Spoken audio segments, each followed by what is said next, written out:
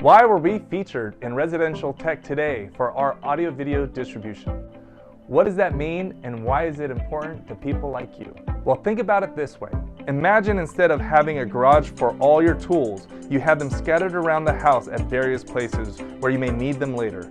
A pipe wrench and a drain snake behind the toilet, a circular saw on your back patio deck, a drill and screws on your kitchen counter. Not cool. You would never want to do that. And this is why you have a garage, to keep your tools organized so they're there when you need them. Audio-video distribution accomplishes the same goal in a similar way.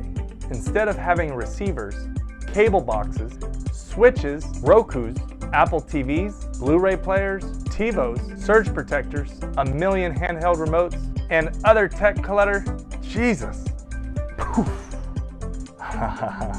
It's so nice and clean.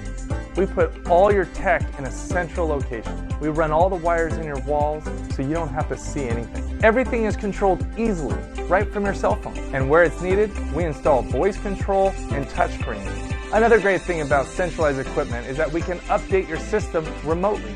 24/7 tech support. It's real, it's happening, it's so much easier than ever before. And now you know why AV distribution is so important and why we were featured in Residential Tech Today.